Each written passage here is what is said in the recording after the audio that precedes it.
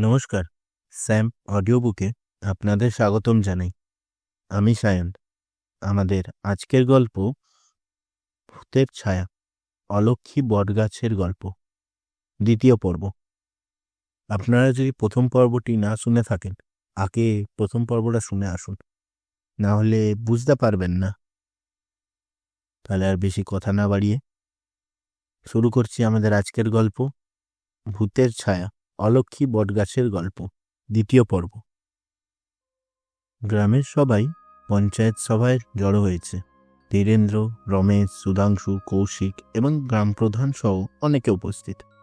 গ্রামপ্রধান হরিপদবাবু বলেন, ধীরেন্দ্র, শোনা যাচ্ছে তোমার কথা না শুনে এই ছেলেগুলো সেই বটগাছের কাছে গেছে। এখন ওদের দেখে বোঝা যাচ্ছে সেখানে কিছু ভয়ঙ্কর ঘটেছে। বলো, তোমার কি মনে হয়? ধীরেন্দ্র গম্ভীর মুখে, বহুবার সতর্ক করা সত্ত্বেও এরা কথা শোনেনি। এখন যা ঘটেছে তা ওই গাছের অভিশাপ, কিন্তু একটাই সমাধান আছে। আমাদের সেই আত্মাকে শান্ত করতে হবে। সুধাংশু ভয় কাঁপা কাঁপা গলায় বলে, আত্মা মানে? ধীরেন্দ্র কাকু, আমরা কি দেখেছি জানি না, কিন্তু ওই ছায়াটা আমাদের সাথে কথা বলছিল, আমাদের বলল আমরা নিয়ম ভেঙেছি। গ্রামপ্রধান তখন বলে ওঠেন, তাহলে বোঝা গেল সত্যি ওই গাছ অভিশপ্ত, কিন্তু আত্মাকে শান্ত করার উপায় কি? ধীরেন্দ্র বলেন, ওই আত্মার অভিশাপ মুক্ত করার জন্য একটা পুরনো পদ্ধতি আছে। আমার ঠাকুরদার কাছ থেকে শুনেছি। আমাদের পুজো করতে হবে, কিন্তু তার জন্য সাহসী কাউকে আবার সেই গাছের কাছে যেতে হবে। কৌশিক চোখ বড় বড় করে বলে, না না না না, আমরা আর কখনো সেখানে যাব না। ওই ছায়াটা আমাদের শেষ করে দেবে।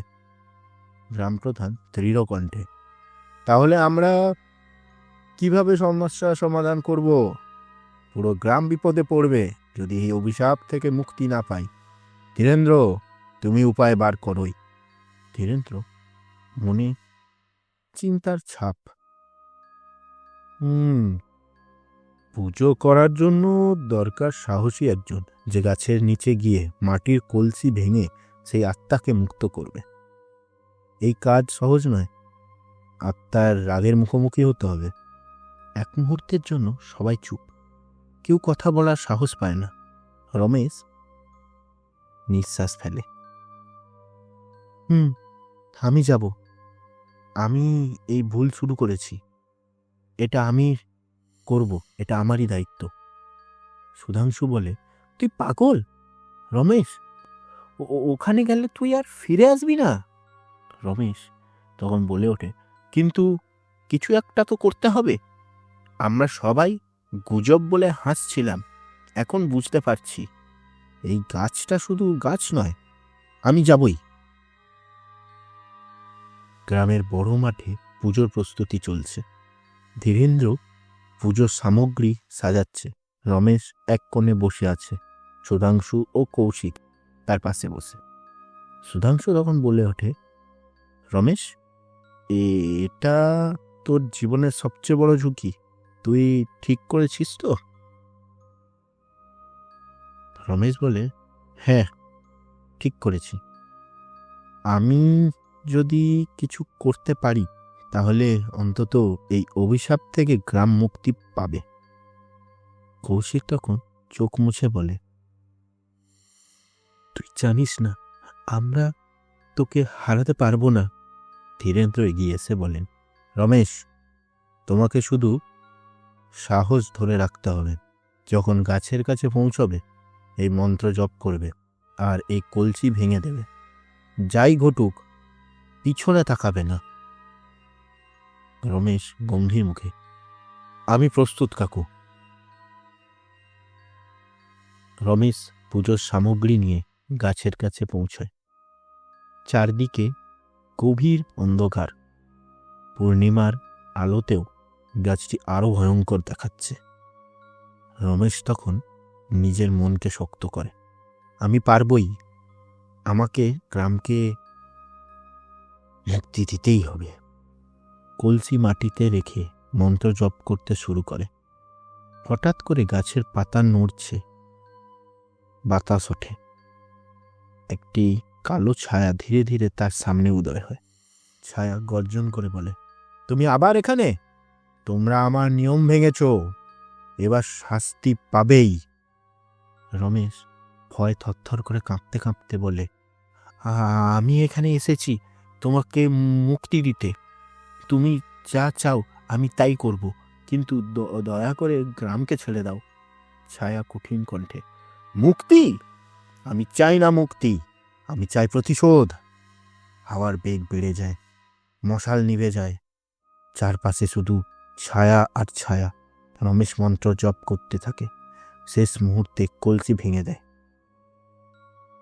গ্রামবাসী অধীর অপেক্ষায় বসে আছে। হঠাৎ দূর থেকে রমেশকে আসতে দেখা যায়। তার মুখে শান্তি আর ক্লান্তির ছাপ।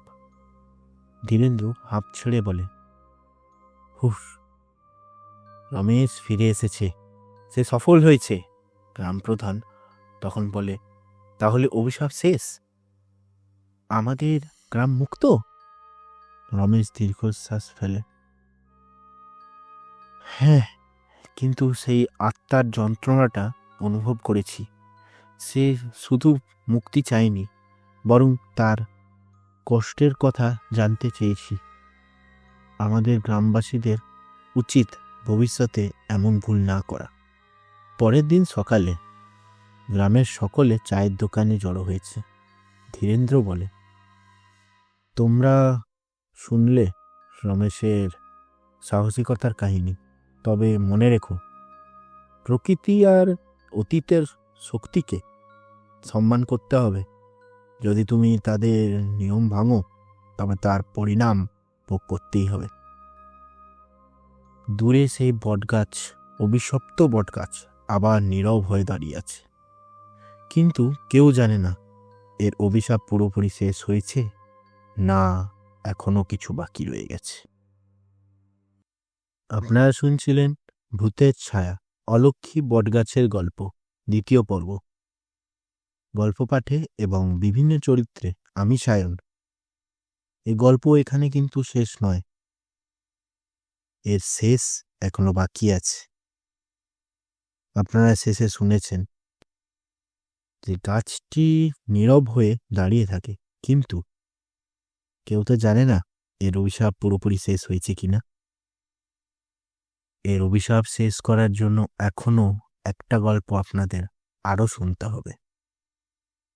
কারণ আমি ভেবেছিলাম এখানেই শেষ করব, কিন্তু আমার মনে এই জায়গাটা একটা এসে দাঁড়ালো যে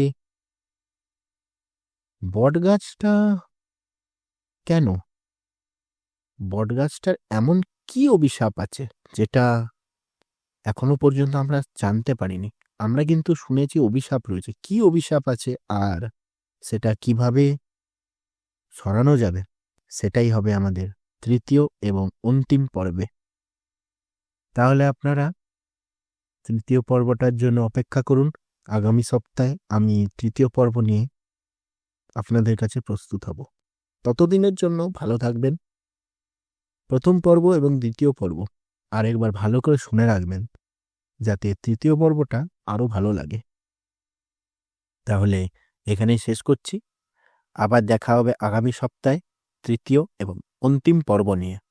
ততদিনের জন্য ভালো থাকবেন, সুস্থ থাকবেন, গল্প শুনবেন, গল্প পড়বেন, গল্প লিখবেন, গল্প শোনাবেন। ধন্যবাদ।